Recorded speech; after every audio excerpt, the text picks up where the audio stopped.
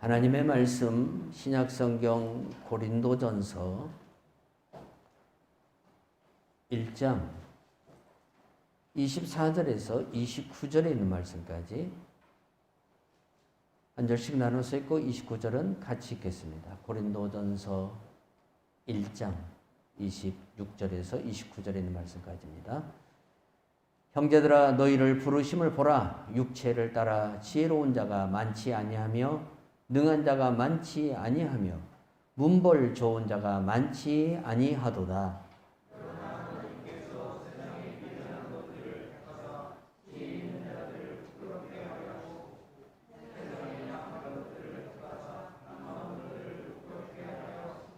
하나님께서 세상에 천한 것들과 멸시받는 것들과 없는 것들을 택하사 있는 것들을 폐하려 하시나니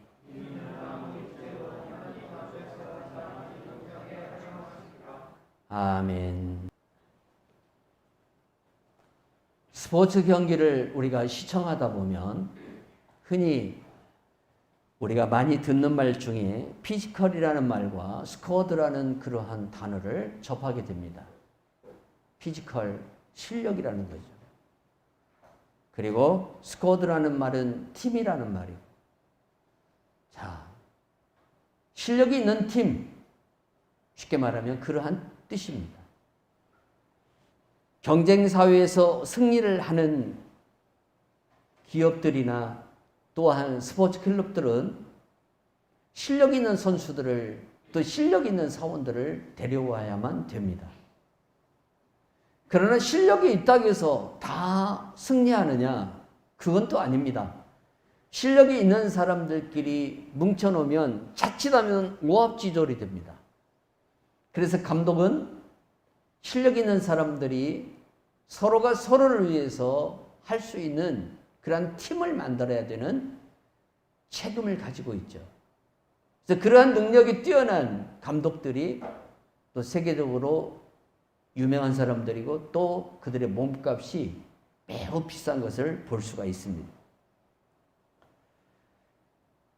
실력이 뛰어난 선수들을 모아서 아주 유능한 그리고 훌륭한 그리고 전통적인 그러한 팀을 만들려면 돈이 많이 있어야 돼요. 진짜 돈이 많이 있어요. 영국 프리미어 리그에서 뛰는 선수들을 한번 보십시오. 우리 손흥민 선수가 거기서 뛰고 있지 않습니까? 한 주에 받는 주급이라 그럽니다. 월급이 아니고 주급입니다. 매주 그들의 통장으로 들어오는 금액이 손흥민 선수가 3억 한 6천만 원 정도 됩니다. 이번에 재계약을 해가지고 엄청난 그러한 계약을 달성했죠. 이 클럽에서 뛰는 선수들의 몸값 하나하나를 보면은 상상을 초월합니다. 펩 가르디올라 그 감독이 지금 팀을 맡고 있는 맨시티라는 그 팀이 그 팀에 소속되어 있는 선수들의 전체 몸값이 9억 540만 파운드입니다. 그러니까 우리 돈으로 환산을 하니까 1조 4,427억 원입니다. 거기에 모여있는 선수들의 몸값이 그렇게 나간다는 거예요. 엄청난 돈이죠. 리버풀이라는 팀도 있습니다. 이 팀도 여러분 우승을 얼마 전에 했던 팀이죠. 이 팀도 9억 540만 파운드. 우리 돈으로 환산하니까 1조 4,427억 원.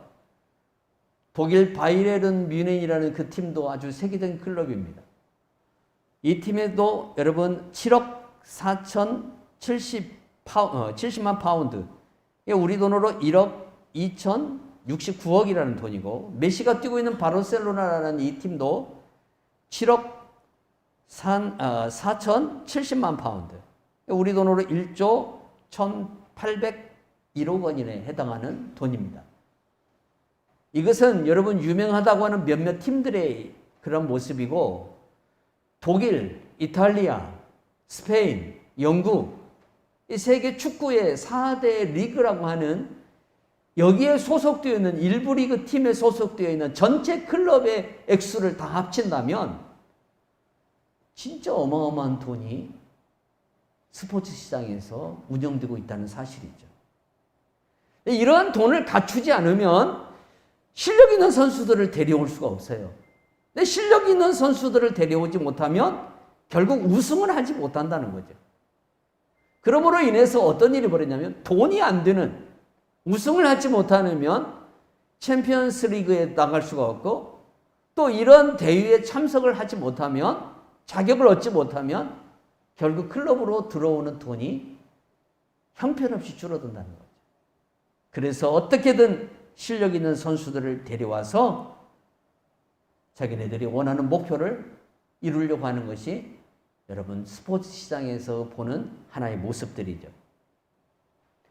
우리나라에서도 유명하다고 하는 로펌이나 기업들, 공공기관에서 실력 있는 사람들을 채용하여서 일을 맡기는 경우들이 많이 있는데, 여러분 이 사람들 하나하나를 데려오려면 엄청난 금액이 들어갑니다. 엄청난 금액이 들어갑니다. 이것이 우리들이 살아가는 세상의 현실입니다. 세상은 주님이 오시는 날까지 아마 이러한 돈의 힘의 유력을 가지고 살아갈 것입니다. 그래서 세상은 부익부 빈익빈이 계속 진행될 것이고, 사람들을 돈으로 보는 인간 세계의 세계관 또한 바뀌지 않을 겁니다. 지금 시대는 여러분 사람을 돈으로 보는 시대예요. 그렇기 때문에 사람의 이 가치관이 형편없이 낮아져 버린 것을 볼 수가 있어요. 세상은 예수가 중요하지 않습니다. 예수님이 이 땅에 왔지만 세상은 돈을 더 가치로 여기기 때문에 예수님도 십자가에 죽입니다. 이 장면을 우리 예수님이 마태복음 21장 33절에서 41절 말씀을 통해서 우리에게 비유로 말씀하셨어요. 농부들이 포도원을 소유하기 위해서, 포도원을 주인으로부터 빼앗기 위해서, 자기 것으로 만들기 위해서 주인의 아들을 보냈는데 그 주인의 아들을 죽여요. 주님이 이 말씀을 비유로 해서 세상이 결국 무엇을 추구하고 무엇을 요구하는가를 말씀하고 있어요. 결국 돈이에요, 돈. 돈을 위해서라면 예수도 죽인다는 거예요, 예수도. 이게 세상의 모습이에요. 그런데 세상은 가끔 한 번씩 사람들에게 희망을 주는 경우들이 있습니다. 진흙 속의 진주를 발견하면 이 진주로 인해서 세상은 환호합니다. 오늘 새벽에도 말씀드렸지만 우리나라에서 최고의 부자는 삼성의 이재용 씨가 아닙니다. 다음 카카오 사장이 우리나라에서 최고의 부자의 1순위에 올라가 있습니다. 그가 가지고 있는 돈이 15조 원입니다. 이번에 카카오뱅크가 또 주식을 상장해서 엄청난 부를 올렸습니다. 자, 이렇게 이 사람이 부가 되기까지는 아버지로부터 물려받은 어떤 그러한 재산이 있었기 때문이 아닙니다. 이 사람은 전남 저장흥 출신입니다. 그리고 완전한 가난한 집에서 자랐고 전형적인 흙수저입니다. 그래서 이 사람으로 인해서 대한민국 젊은이들이 열광을 하는 겁니다. 왜 그럴까요? 흙수저에서 성공했기 때문에. 15조 원이라는 재산을 만들 수 있었기 때문에 이 사람을 통해서 많은 젊은이들이 도전을 받게 되죠. 그러나 현실의 문제는 그렇게 녹록하지가 않습니다. 이런 경우에 사람들은 드물게 하나 나올까 말까 합니다. 대부분의 사람들은 다 어떤 부모의 영향이 더 크게 작용해서 인생을 살아가는 경우가 허다합니다. 그래서 많은 젊은이들이 땅에서 일어나는 일들을 통해서 정의와 공의가 상실되었음을 한탄하면서 이제 우리 젊은이들이 다른 데 관심을 갖기 시작하죠. 나도 부자가 돼야 되겠다. 왜? 돈이 힘이 되니까. 이것이 결국 뭐예요? 실력이 되어버리는 거예요. 돈이 있으면 실력이 있는 사람이 되는 거예요. 그리고 돈이 있으면 얼마든지 사람들을 자기가 채용해서 팀을 만들 수 있기 때문에 돈을 중요시하는, 돈이 가장 중요한 그러한 세상으로 끊임없이 지금 치닫고 있어요. 그래서 우리나라의 20대, 심지어는 10대들까지도 무슨 광풍이 불고 있습니까? 주식 광풍이 불고 있습니다. 주식에 우리 젊은이들이 많이 관심을 갖기 시작하죠. 근데 일부 청년들은 떼돈을 벌어보기 위해서 비트코인에 손을 댔다가 그만 패가망신하는 그런 친구들도 뉴스를 통해서 우리가 종종 찾아볼 수가 있죠. 더 놀라운 사실은 20대들이 부동산에 관심을 갖기 시작한답니다. 그래서 이제는 대한민국에서 돈을 벌 수 있는 가장 빠른 방법이 부동산이라는 사실을, 왜? 그게 현실이기 때문에. 서울의 집값은 얼마 전에 어느 장로님 딸이 저 경기도 용인에 살고 있는데 집값이 올라가기 전에 집을 팔은 거예요. 그런데 단 4일이 지났는데, 집을 팔고 등기 이전하고 딱 4일이 지났는데 4일 후부터 집값이 배로 뛰어버린 거예요. 그 집을 팔고 다른 집으로 이사를 가려고 하는데 이미 집값이 배로 뛰어서 이사 갈 수 없는 형편이 돼버려요. 이런 억울한 일이. 그래서 20대의 젊은이들과 30대들이 부동산에 열광하기 시작해요. 왜? 돈이 실력이기 때문에. 돈이 힘이기 때문에. 이러한 세상을 우리가 지금 살아가고 있다는 사실이에요. 그래서 흔히 하는 말로 환장했다 그래요. 우리 국어사전에 환장이라는 말을 찾아보니까 정상적인 상태를 벗어나 제정신이 아닌 상태, 이렇게 나와요. 정상적인 상태를 벗어나서 제정신이 아닌 상태에 지금 남녀노소를 가리지 않고 치닫고 있다는 거예요. 왜? 돈이 실력이 되어 있고 돈이 능력이 되어 있기 때문에. 이러한 세상에서 우리가 살아갈 때 과연 그리스도인으로서 어떻게 살아가야 할 것인가 참 많이 고민이 됩니다. 히브리서 13장 5절에서 6절 보니까 돈을 사랑하지 말고 있는 바를 족한 줄로 알라. 그가 친히 말씀하시기를 내가 결코 너희를 버리지 아니하고 너희를 떠나지 아니하리라 하셨느니라. 그러므로 우리가 담대히 말하되 주는 나를 돕는 이시니 내가 무서워하지 아니하겠노라. 사람이 내게 어찌하리요 하노라. 우리 주님은 돈을 사랑하지 말고 있는 바를 족하게 여기라고 하는데 막상 우리가 세상을 살아가다 보면 돈이 최고예요. 돈이 힘이고 실력이고 능력이 되어버렸어요. 그런데 우리 주님은 우리에게 뭐라고 얘기했냐면 돈을 사랑하지 말라. 그렇게 이야기해요. 이처럼 세상은 모든 것이 돈을 위해서 존재하는 것처럼 보여요. 자, 한 사람의 어떤 피지컬은 곧 뭐예요? 실력이에요. 실력인데 이 실력이 어떠냐? 돈을 만드는 실력이, 돈을 만드는. 한 사람을 여러분 사법고시를 패스해서 변호사가 된 친구를 어느 로펌에서 채용을 할 때에 이 친구를 통해서 결국 뭐 하겠다는 거예요? 그 로펌에 수많은 수익을 가져오겠다는 거예요. 사건을 배당받아서 수많은 사건을 통해서 수많은 이익을 남기겠다는 거예요.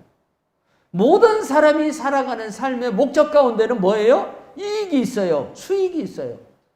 이 수익을 창출해 주지 못하면 잘리는 거예요. 회사에서 잘리고 팀에서 잘리고 외톨이가 되는 거죠. 이게 우리들의 살아가는 솔직한 세상의 현실이에요. 최근 우리 젊은이들이 주식시장과 부동산에 관심을 많이 갖고 있다고 말씀드렸습니다. 돈을 쉽게 벌 수 있기 때문입니다. 지금 전주 이쪽 삼천동 효자동이 난리가 났죠. 뭐 과거 불과 작년만 해도 1억도 안 되는 아파트 값이 지금 1억 5천까지 올라가 있어요. 5층짜리들이. 재개발 바람이 불어서 더군다나 정부에서 1억 아래로는 양도세를 면제해 주다 보니까 서울 사람들이 여기 와서 다 투자를 하는 거예요. 전주에 지금 10억짜리 아파트까지 나왔어요. 그 아파트가 처음에 분양될 때 가격이 5억이었다는 거죠. 저 송천동 에코시티 쪽에 있는 아파트들이 지금 현재 그 모습이에요. 이게 무슨 서울도 아니고 뭐 경기도도 아니고 뭐가 먹고 살 것이 충분하다고 전라북도에 이렇게 집값이 말도 못하게 솟아오르는 걸 보면 이 시대가 지금 가장 돈을 빨리 벌 수 있는 방법이 부동산밖에 없다는 것을 알고 거기에 쏠린다는 거예요. 정부가 여기에 대한 많은 대책을 내놓지만 백약이 무효합니다. 먹히지도 않습니다.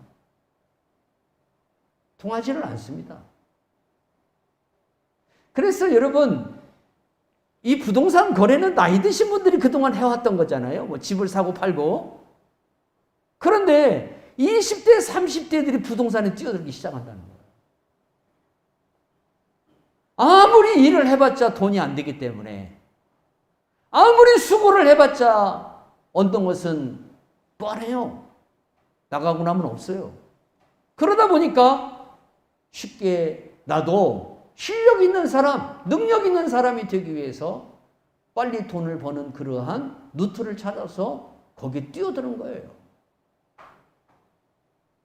그러다 보니까 많은 부작용도 일어나요. 일찌감치 큰 빚을 진 청년이 되어가지고 인생을 황망하게 살아가는 친구들도 벌써부터 있어요. 강원도 여러분, 강원랜드 앞에 가면은 인생을 페인으로 살아가는 사람들이 있죠.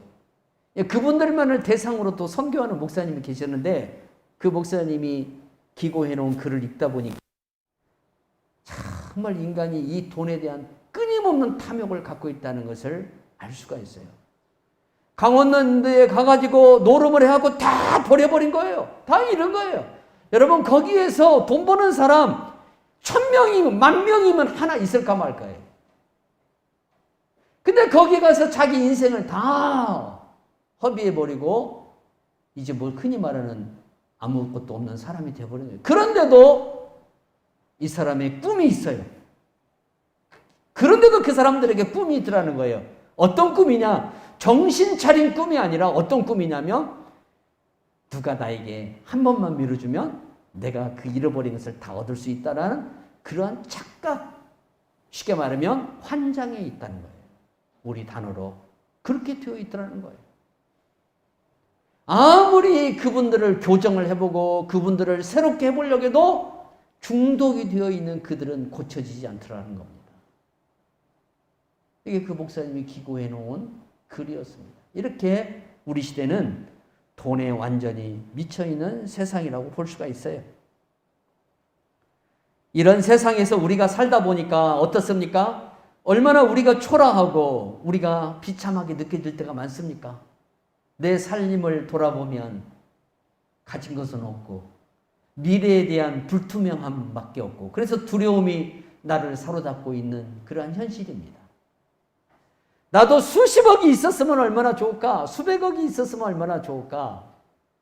그래서 겨우 한다는 소리가 왜 미국은 로또 복권을 몇천억을 주는데 우리는 몇십억밖에 안 주냐라는 투덜거림을 댓글을 통해서 하는 것을 또 볼 수가 있어요. 그러니까 이 말은 한 번 걸리면 수천억짜리의 부자가 될 수 있는데 왜 우리나라는 겨우 많이 주어봤자 몇십억 주냐 이거예요. 돈이 없으면서도 돈을 많이 가져봐야겠다는 한탕을 한번 해봐야 되겠다는 인간의 이 사고가 많은 사람들의 내면에 자리 잡고 있다는 거예요. 이게 우리들의 비참한 모습이라는 사실이죠. 이러한 모습은 예수님이 오시는 날까지 계속될 겁니다. 변하지는 않습니다. 세상은 여전히 돈입니다. 그런데 우리가 그 세상에 살고 있습니다. 그런데 이러한 세상을 향해서 경고하시는 분이 있어요. 정말 경고하시는 분이 있어요. 미국 하버드 대학에서 학생들을 가르쳤던 지금도 가르치고 있는 마이클 샌더스 교수라는 분을 여러분 잘 아실 거예요. KBS에서 이분의 강의를 방영한 적이 있어요. 정의란 무엇인가? 이 제목을 가지고 강의를 했고 우리나라에도 이 책이 번역되어서 이분이 쓴 책이 번역되어서 수많은 젊은이들이 이분의 책을 사서 읽은 적이 있어요. 저도 마찬가지. 정말 훌륭한 이 시대에 살아있는 양심이에요. 자, 이분이 쓴 책을 보니까 정의란 무엇인가라는 이 책에 어느 자동차 회사 하나를 소개하고 있어요. 미국의 어느 자동차 하나를 소개하고 있는데 이 회사에서 생산된 자동차에는 연료 탱크에 문제가 있었어요. 연료 탱크에 심각한 문제가 있었어요. 그래서 이 판매된 차량을 다 어떻게 되냐면 리콜해 줘야 돼요. 연료 탱크를 다 교체해 줘야 돼요. 그런데 이 회사가 리콜을 거부한 거예요. 왜 그러냐면 그냥 타고 다니다가 어떤 문제가 발생하면 그냥 하나하나 교체해 주면 된다 이거예요. 전체를 다 가져와서 리콜을 하면 얼마가 들어가냐면 4,950만 달러가 들어가요. 여러분 엄청난 돈이죠. 이 돈이면. 그러니까 손익계산을 따져보니까 그때 고장 나오는 차들을 그냥 고쳐주면 되는 걸로 쉽게 말하면 더 이득이 가는 거예요. 그래서 리콜을 거부했어요. 근데 그 결과 어떻게 된 줄 아십니까? 그 결과 이 차량, 이 회사에서 만든 이 차량으로 인해서 500명이 불에 타서 죽었습니다. 결국 이 회사는 미국 사회에서 사람들의 소유를 받기 시작하고 더 이상 이 차에 대해서 이 회사가 만든 차에 대해서 인정을 하지 않는 거죠. 결국 도산하고 말아버렸어요. 결국 회사가 문을 닫았어요. 조금의 이득금을 남기기 위해서 더 많은 자기들의 이득금을 남기기 위해서 사람의 생명을 하찮게 생각한 거예요. 우리나라가 지금 매우 더운데 현대자동차도 정신 차려야 돼요. 여러분. 왜 그럴까요? BMW라는 이 자동차가 우리나라에서 한참 불이 났었어요. 여름에 고속도로를 달리다가 막 불나는 사건이 거의 BMW 차량이 나왔는데 사실 우리나라 언론에 보도되지 않는 그때 당시에 뉴스가 뭐냐면 현대자동차 스타렉스였어요. 제가 나중에 인터넷을 한번 쳐봤어요. 똑같은 해에 BMW 자동차가 불나는 그 통계와 현대자동차가 불이 나는 통계를 보니까 스타렉스에서 불이 난 통계가 훨씬 많아요. 근데 우리나라 여론은 그걸 보도를 하지 않는 거예요. 요즘 젊은이들이 얼마나 여러분 영악한지 모릅니다. 차를 하나 구입할 때는요, 저 현대자동차 그 정비소에서 차량을 정비하는 그 전문가보다 더 많은 지식을 가지고 있어요. 그래서 요즘 차 잘못 만들면 큰일 납니다. 젊은이들이 사지를 않습니다. 그래서 유제차를 선호하는 거죠. 이러한 모습을 볼 때에 앞으로의 세상은요, 신뢰가 동반되지 않으면, 품질과 신뢰가 동반되지 않으면 살아남을 수 없는 그러한 세계의 경쟁이 지속되는 것을 볼 수가 있어요. 그래서 마태복음 6장 24절에서 한 사람이 두 주인을 섬기지 못할 것이니 혹 이를 미워하고 저를 사랑하거나 혹 이를 중히 여기고 저를 경히 여김이라. 너희가 하나님과 재물을 겸하여 섬기지 못하느니라. 아멘. 결국 세상은 돈을 사랑하고 돈을 추구하지만 그 돈이 우리들에게 어떤 교훈을 주냐면 너희들이 나 자신인 돈과 하나님을 겸해서 섬길 수가 없다는 것을 돈이 가르쳐주고 있어요. 어떻게 가르쳐주냐면 돈을 추구하고 나가는 사람들마다 다 인생을 어떻게 해요? 돈 때문에 어려움이 오더라. 그러나 하나님을 신뢰하고 나가는 사람들에게는, 정말 하나님을 바라보고 나가는 사람들에게는, 돈을 사랑하지 않고 주님을 사랑하고 나가는 사람들에게는 물질의 주인이 되신 하나님께서 그 사람에게 물질을 주시더라 이거예요. 그게 참된 행복이에요. 그러한 우리의 삶이 되시기를 바랍니다. 진짜 실력 있는 자들과 팀원들이 오고 있습니다. 자, 요한복음 14장 21절에 보니까 나의 계명을 지키는 자라야 나를 사랑하는 자니 나를 사랑하는 자는 내 아버지께 사랑을 받을 것이요 나도 그를 사랑하여 그에게 나를 나타내리라. 진짜 실력 있는 자들은 하나님의 입에서 나온 말씀에 순종합니다. 왜 그럴까요? 모든 세상의 이 만물이 아버지의 아들 예수 그리스도에게 있고 그분에게서 나와서 그분에게로 돌아간다는 사실을 알기 때문에 그래요. 결국 물질도 누구로부터 오느냐? 하나님으로부터 온다는 거예요. 이 비밀을 알기 때문에, 이 하나님의 이 비밀을 알기 때문에 하나님의 말씀에 순종해요. 진짜 실력 있는 사람들은 하나님의 말씀에 순종해요. 그래서 말씀을 사랑하는 사람이 실력 있는 사람이 되는 세상인 거예요. 진짜 실력 있는 사람은 하나님의 말씀을 사랑하는 사람이에요. 주의 계명을 사랑하는 사람이에요. 그 사람이 진짜 실력 있는 사람이에요. 왜? 그 사람이 믿는 그 말씀을 능력으로 실력으로 나타내시는 분이 하나님이시기 때문에. 하나님이시기 때문에. 그래서 말씀을 사랑하는 사람에게 주님이 뭐라 했어요? 내가 그에게 나를 나타내겠다 그랬어요. 나를 나타내겠다. 여러분, 내가 어떤 이야기를 했어요. 그러면 예수님이 내 말에 능력을 나타내는 거예요. 베드로가 안진뱅이랑 해서 은과 금은 내게 없지만 내게 있는 나사렛 예수 이름으로 일어나 걸어라 해서 걸었어요. 그 사람이. 이게 실력인 거예요. 이게 실력. 이게 능력인 거죠. 이 능력과 이 실력이 누구로부터 오느냐 이거예요. 우리 주 예수 그리스도로부터 온다는 사실. 그래서 예수님을 사랑하는 자에게, 나의 계명을 지키는 자에게 나를 나타내겠다 이거예요. 나를 보여주겠다. 실력을 보여주겠다는 거예요. 네가 실력이 있다는 것을 보여주겠다는 거예요. 그런 성도들이 되어야 될 줄로 믿습니다. 진짜 실력 있는 사람은 자기를 준비하는 사람이에요. 무엇으로 준비할까요? 말씀과 기도로 준비하는 거예요. 남들이 다 돈을 쫓아갈 때에 그 시간에 말씀과 기도로 자기를 준비하는 사람. 목사님들 중에 정치 좋아하는 분들 참 많습니다. 그런데 많이 쫓아다니죠. 그 시간에 말씀과 기도로 자기를 준비하는 사람. 이 사람들을 하나님이 당신의 뜻에 따라 쓰시고자 할 때에 실력 있는 능력자로 쓰시는 것을 볼 수가 있어요. 성도들도 마찬가지라는 거예요.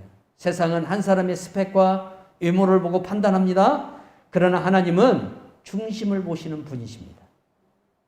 여러분, 다윗이 골리앗을 무너뜨릴 때에 거기에 실력이 있다고 하는 사람들 다 모였습니다. 사울을 비롯한 내가 저 정도는 무너뜨릴 수 있어 라고 자랑할 만한, 자기 실력을 자랑할 만한 사람들이 다 모여 있어요. 그러나 막상 골리앗이 앞에 나타났을 때는 다 어떻게 합니까? 깨갱합니다. 그때 진짜 실력자가 나타나죠. 다윗입니다. 만군의 여호와의 이름으로 나갑니다. 만군의 여호와의 이름으로 나가요. 그리고 물맷돌을 던져서 골리앗을 쓰러뜨려 버립니다. 이게 실력입니다, 여러분. 여러분, 실력이라는 것을 막 어디 막 스펙을 갖추고 여러분들이 막 없는 것을 막 빚을 내서 끄집어 와서 실력을 갖췄다고 하지 마세요. 하나님이 여러분들 안에 주신 은사들이 있어요. 하나님이 여러분들에게 주신 기도가 있어요. 하나님이 여러분들에게 주신 말씀이 있어요. 이것이 우리의 실력이 되어야 되고 이것이 우리의 능력이 되어야 된다는 거예요. 세상에 할 수 없는 것을 능히 이루는 그러한 실력자들이 되어야 되죠. 그게 말씀과 기도밖에 없다는 거예요. 말씀과 기도밖에. 이러한 성도가 돼야 돼요. 역대하 7장 14절에 내 이름으로 일컫는 내 백성이 자기들이 한 일을 뉘우치고 나에게 기도하고 내 말을 따르며 악한 길에서 돌이키면 내가 하늘에서 그들의 기도를 듣고 그들의 죄를 용서해 주며 그들의 땅을 고쳐줄 것이니라. 아멘. 쉬운 말 성경을 보니까 쉽게 나와요. 하나님께서 우리 기도를 들으신다는 거예요. 기도가 우리가 실력이 되게 만들어낸다는 거예요. 말씀을 우리가 순종하면 그 다음 뭐 있습니까? 있어요. 하나님께서 그 다음에 일을 책임져 주시는 거예요. 나는 믿고 순종하는 것까지만 내가 할 거예요. 그러면 그 다음 능력으로 이 물리적으로 나타나게 하는 것은 성령이 하실 일이에요. 그 일을 누가 하신다는 거예요? 성령님이 하신다는 거예요. 그 일이 나를 통해서 나타날 때 사람들이 나를 뭐라 그래요? 실력 있는 사람이다. 이게 누구냐? 다니엘, 모세, 그리고 느헤미야, 이런 사람들이에요. 황무지에서 하나님의 역사를 나타낸 사람들. 누구의 힘으로? 전능자의 힘으로. 그래서 시어머니들은 능력 있는, 영성 있는 시어머니들이 돼야 돼요. 며느리가 어머니 기도해 주세요, 이런 부탁을 할 정도면 어머니의 기도가 능력이 나타나기 때문에 하는 거예요. 시어머니의 능력이 기도를 통해서 나타나기 때문에. 아이들이 혹이나 아프면 내가 기도하마, 어머니 기도해 주세요, 품에 안고 시어머니가 기도를 했는데 아이가 깨끗하게 나섰다고 생각해 보세요. 며느리가 우리 어머니 실력 있네, 진짜 영역 있네, 능력 있네, 우리 어머니 성령의 사람이네, 인정 않을래야 않을 수가 없다는 사실이에요. 그런 실력 있는 시어머니들이 되라 이거예요. 아들이 어떤 문제가 있을 때에 아버지가 같이 기도하마, 그리고 기도했어요. 근데 하나님께서 그 아들에게, 자녀에게 은혜를 주실 때에 그 자녀가 무슨 생각을 합니까? 우리 아버지가 기도한다고 하더니 하나님이 내 아버지 기도를 들으시고 이렇게 역사하시는구나. 아, 우리 아버지 영역이 있다, 실력이 있다. 이런 존경을 받는 성도들이 되어야 한다는 것이죠. 그래서 우리의 진정한 실력은 어디서 나오느냐? 말씀과 기도에서 나온다는 거예요. 말씀과 기도에서. 그래서 우리가 말씀과 기도에 충실한 성도들이 되어야 한다는 사실이에요. 하나님 나라는 말에 있지 아니하고 오직 능력에 있느니라. 그래서 하나님의 나라는 능력으로 나타나는 거예요. 능력으로 그 실력이 보여지는 거예요. 그러면 내게 능력이 없다면 어떻게 할까요? 능력 주시는 분이 계신다 그랬잖아요. 능력 주시는 분. 내게 능력 주시는 자 안에서 내가 모든 것을 할 수 있다라고 바울이 선언했으니까 내게 능력 주시는 자 안에서 내가 능력을 행하면 되는데 그 능력 주시는 분 앞에 내가 나가야 되죠. 안 나가면서 무슨 능력을 찾아요? 하나님 앞에 엎드려야 됩니다. 기도해야 됩니다. 여기서 능력이 나오는 겁니다. 하나님은 최저의 사람들을 가지고 팀을 꾸리십니다. 얼마 전에, 며칠 전에 저 이스라엘 베들레헴에서 선교하시는 강태훈 선교사님을 만났어요. 같이 점심을 하면서 한 번도 이제까지 만난 적이 없는데 저한테 직접 전화가 왔어요. 목사님, 한번 뵀으면 좋겠습니다. 좋죠. 저도 만났으면 반갑겠습니다. 하고 만났습니다. 같이 점심을 나누면서 또 같이 차 한잔을 하면서 이런 얘기 저런 얘기를 하다가 베들레헴에다가 선교센터 5층짜리를 지었습니다. 근데 얼마가 들어갔냐면 우리 돈으로 약 한 27억이 들어갔습니다. 우리 돈으로. 선교사에게 27억은 작은 돈이 아닙니다. 겨우겨우 매달 본국에서 붙여오는 선교 후원자들이 붙여오는 그 선교비로 선교를 하는 그런 선교사들이 대부분인데 27억이라는 돈을 끌어와서 대한민국에서 끌어와서 거기다가 선교센터를 지었어요. 어떻게 지었어요? 웃기만 해요. 뭐 비결이 있을 거 아니에요? 하나님의 은혜일 뿐입니다.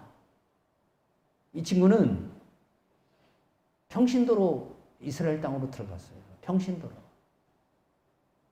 들어갔어요. 원광대학교를 다니면서 데모를 해갖고 학생회장이었거든요. 데모를 하다가 전국 경찰들, 보안과 경찰들한테 쉽게 말하면 체포 대상이 돼버린 거예요. 그리고 지난해 저 꼴짝에 있는 어느 교회에 숨어 들어가서 거기에서 1년 동안 신앙생활하면서 완전히 뒤집어져 버린 거예요. 새로운 사람이 된 거예요. 그리고 선교사가 되겠다는 꿈을 안고 저 중동 지방으로 날아간 거죠. 그리고 오늘 여기까지 왔어요. 어떻게 이 일을 할 수 있을까? 흑수를 통해서 하나님이 그 최저의 사람을 어떻게 해요? 일으켜가지고 그 놀라운 일들을 이루시더라 이거예요. 오늘 마찬가지입니다, 여러분. 하나님이 선택한 사람은 뭐 세상에서 바라보면 대단한 사람이 아닙니다. 그래서 여러분 하나님이 쓰시는 사람들을 보면서 우리가 하는 말이 무슨 말을 하냐면 어메이징 그레이스예요. 어메이징 그레이스. 놀라운 하나님의 은혜라는 거예요. 놀라운 하나님의 은혜. 감탄할 수밖에 없어요. 사람을 감탄하는 게 아니라 그 사람을 통해서 일하시는 하나님이 위대한 거예요. 내 교회가, 내 가정의 자녀들이 내가 그렇게 하나님 앞에 쓰임받는 성도가 되게 해주시고 가정이 되게 해주시고 자녀들이 되게 해주시고 그런 교회가 되게 해주십시오. 이렇게 우리가 많이 기도해야 될 줄로 믿습니다. 요셉을 보십시오. 창세기 49장 22절에서 26절에 나오는 요셉을 보십시오. 이 요셉을 보면 여러분 어떤 말이 저절로 나옵니까? 어메이징 그레이스가 저절로 나와요. 노예로 끌려갔잖아요. 노예로 끌려가서 이 사람이 애굽의 바로의 다음 2인자가 되는 최고의 자리에 올라가. 바로조차도 요셉의 눈치를 봐야만 되는 그런 권력자가 되었지 않습니까? 이렇게 이 사람이 승리할 수 있었던 비결이 어디에 있을까요? 실력입니다. 남들이 하지 못하는 걸 했다는 거예요. 그것이 어디에서 겸비되었어요? 기도와 말씀이에요. 기도의 말씀. 이것을 그가 겸비할 때에 하나님께서 이 사람을, 여러분 그때 당시에 미국입니다. 지금의 미국이 그때 당시에 애굽이에요. 세계 최고의 나라에서 하나님의 영광을 드러내는 하나님의 자녀가 되도록 만들어 주신 거예요. 이게 요셉이에요. 여러분의 자녀들이 그렇게 아버지 앞에 쓰임받기를 축원합니다. 그래서 바울이 오늘 우리들에게 그랬어요. 보라 그랬어요. 보라. 헬라어로 블레페테라는 말인데 보라는 거예요. 나를 한번 돌아보라는 거예요. 나를 살펴보라는 거예요. 내가 어떤 존재냐 이거예요. 문벌이 좋으냐 아니면 오늘 바울이 말하잖아요. 너희의 부르심을 보라. 형제들아 너희의 부르심을 보라. 문벌 좋은 자가 있냐 뭐 가진 자가 있느냐 어떤 자가 있느냐 바울이 쭉 이야기를 해요. 근데 우리가 그럼에도 불구하고 그러면 이런 존재임에도 불구하고 하나님 왜 우리를 부르셨냐 이거예요. 이거죠 여러분. 여기에서 오늘 우리가 나 자신을 살펴봐야 돼요. 내가 세상을 바꾸는 어떤 그런 존재? 여러분 세상을 정말 좀 바꿔놓으려면 그래도 우리나라에서 뭔가 해보겠다고 하는 사람들은 거의 다 보면 법조인들이에요. 법조인들. 지금 우리나라의 대통령 되겠다고 하신 분들 보면 거의 다 이 법조인들 출신들이 많아요. 우리나라 국회의원이나 뭐 이 사회적으로 좀 지위를 받으려면 그래도 이 사법적인 그 부분에서 활동했던 사람들이 더 빨리 그러한 두각이 나타나요. 그게 우리의 현실이에요. 그런데 이런 부류들이 쉽게 말하면 세상을 지배하고 있는 이 세상에 하나님이 우리를 부르셨다는 거예요. 우리를 부르셨어요. 그리고 이제 부르신 우리들을 통해서 뭘 하시느냐? 하나님이 있는 것들이라고 했어요. 있는 것들. 있는 것들. 근데 우리를 향해서 오늘 바울이 뭐라고 했냐면 천한 것들이라고 해요. 천한 것들. 아주 천한 것들. 우리 좀 기분 나쁘죠? 나한테 천한 것이라고 하니까. 멸시받는 것이라고 하니까. 것이라고 그랬잖아요. 것. 이 손가락을 가리키면서 저것.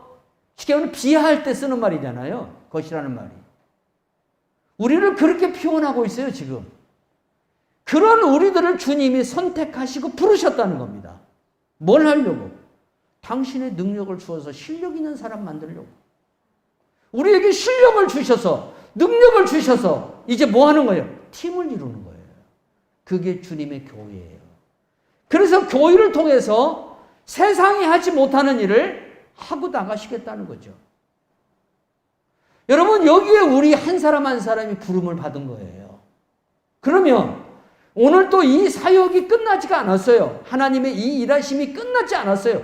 아직도 끝나지 않았어요. 예수님이 오실 때까지 교회는 세상에 그대로 존재합니다.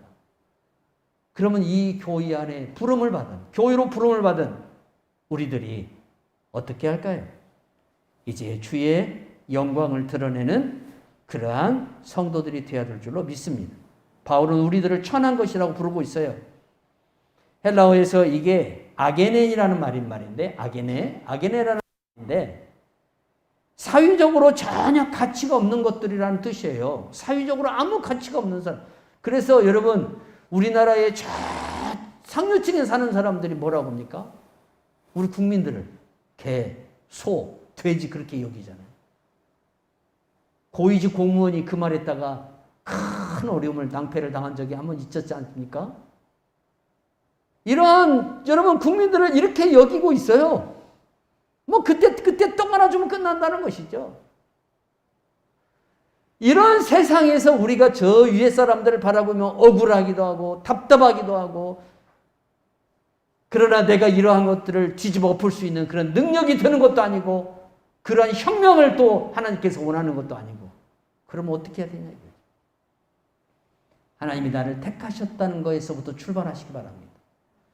내가 하나님 앞에 택함을 받았다는 거예요. 뭐 하기 위해서? 세상에 스스로 지혜롭고 스스로 똑딱하다한 자들을 하나님이 낮추시는데 나를 쓰시기 위해서, 주님의 교회를 쓰시기 위해서 교회를 세우시고 나를 부르셨다는 거예요. 이 부르심에, 이 선택에 우리가 어떻게 해야 돼요? 그렇게 쓰여줄 수 있는, 주님이 나를 필드에다가 지금 나가라, 네가 나가서 뛰어서 이 경기를 뒤집어 엎어라, 이러한 그리스도인이 되도록 하기 위해서 주님이 나를 부르셨다는 겁니다. 그럼 우리가 실력을 쌓아야 됩니다. 기도와 말씀입니다. 이 기도와 말씀으로 내 자신을 준비한 사람은 하나님이 반드시 때가 되면 이 사람을 쓰십니다. 이번에는 우리나라 축구 경기나 야구 경기가 실패했죠. 올림픽에서. 기자들이 다 뭘 이야기하냐면 감독이 선수를 잘못 써서, 이게 선발을 잘못한 거예요. 그래서 이런 결과가 왔다라고 이야기를 하죠. 실력이 뛰어난 사람들을 뽑았는데 무슨 소리예요? 문제는 뭐냐면 우리 야구 선수들 어제 하는 거 보니까 팀워크가 안 돼요. 팀워크가 안 되는 거예요. 여러분, 아무리 세계적으로 유명한 선수들이 뛰는 클럽들도 보세요. 선수들끼리 팀워크가 안 되면 그 팀은 콩가루가 돼버리는 거예요. B팀한테도 져요. B팀한테. 하나님이 성령으로 우리를 하나 되게 하고 우리 안에 능력을 부어서 세상이 하지 못하는 일들을 이루시는 그러한 역사를 이루시는 거예요. 그래서 교회를 세우셨고 우리를 부르신 거예요. 여기에 쓰임받는 성도들이 되기를 바랍니다. 이 마지막 시대에 하나님이 지금도 여전히 일하시기를 원하십니다. 그렇게 보배롭고 존귀하게 쓰임받아서 육체를 자랑하는 자들을 부끄럽게 하는 그리스도인들이 되고, 하나님 아버지의 영광, 나라와 권세와 영광이 아버지께 영원히 있는 그러한 역사를 일으키는 귀한 성도들이 되기를 주 예수의 이름으로